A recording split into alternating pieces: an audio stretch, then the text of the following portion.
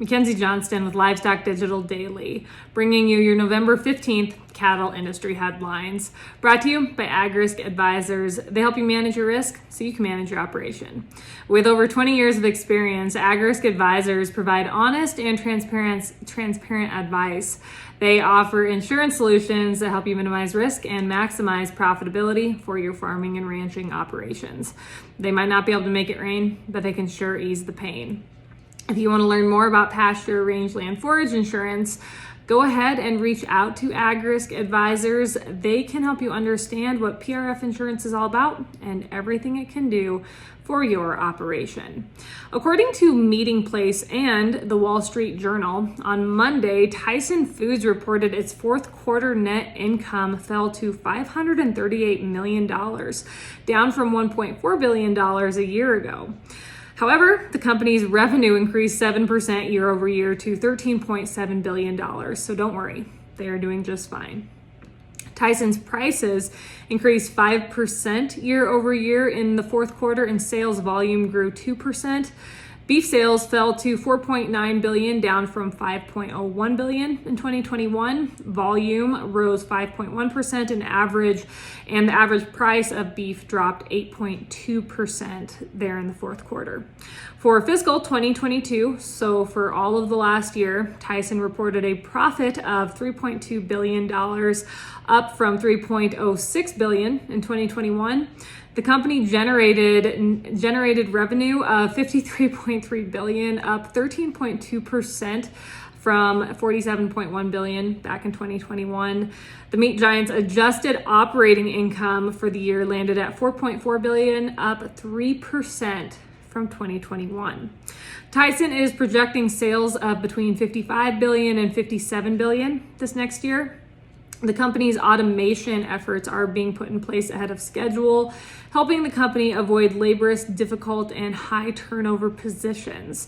When asked how the company's workforce has declined thanks to this new automation, CEO Donnie King declined to answer, saying a certain number of people are being shifted to other jobs. So it's fair to say that Tyson, when it comes to their finances, they're doing just fine. This update is also sponsored by Circle 5 Cow School. If you want to learn how to preg check your own cows or start AIing, Circle 5 Cow School is definitely the way to go. They're going to be hosting a school down in Stanford, Kentucky on the 25th and 26th of this month. If you're in that area, I encourage you to check them out. And if you just want to check out their schedule, head on over to circle5cowschool.com. That's the number 5 in there. Or you can go ahead and just give them a follow on Facebook. Meeting Place has reported on another packer, JBS. So on Thursday, JBS South America reported a 47.1% drop in net profit to $748.3 million for their third quarter, dragged down by lower revenues at its U.S. beef operations amid a challenging market environment. JBS Beef North America saw its net revenue year over year drop 4.8% to $5.6 billion.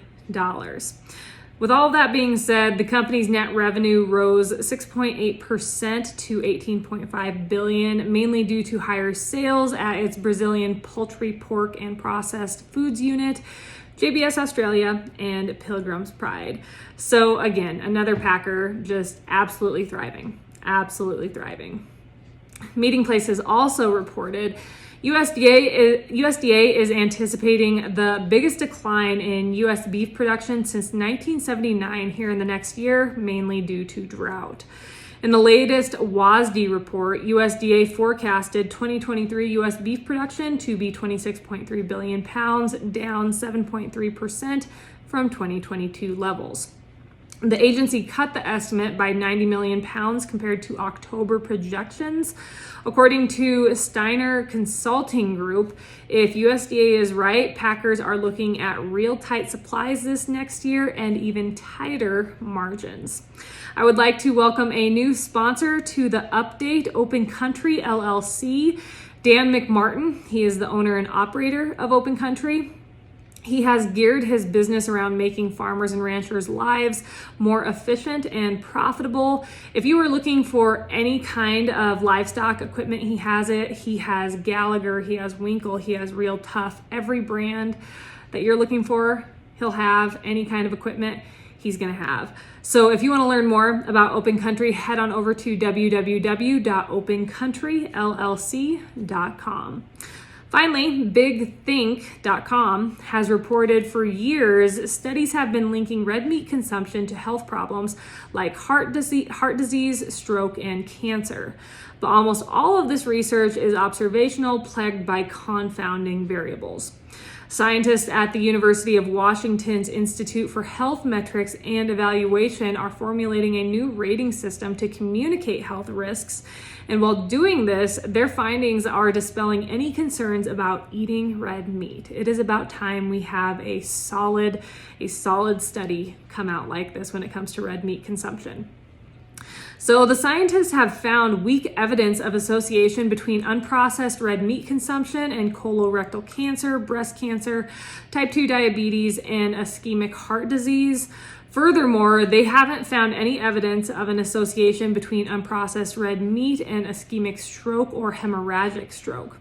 So with this new rating system, scientists have found red meat consumption only poses a 0 to 15% chance of a potential adverse health outcome. According to one of the scientists involved with this new system, the evidence for a direct vascular or health risk from eating meat is regularly really low, to the point that there is probably no risk at all. With that being said, this new rating system has found the real risk comes from eating too few of vegetables. So if someone is eating a very high meat diet, the main thing is to just remember to eat your vegetables. If you want to be healthy and avoid these adverse health issues, eat more vegetables. At the end of the day, that is what it's all about. But again, red meat, it is not the problem when it comes to health issues. That is all I have for you guys today. I hope everyone had a wonderful weekend. I hope you are all staying warm. It is a little chilly up here in Wyoming. You guys have yourself a great day, and I will catch you on Wednesday morning.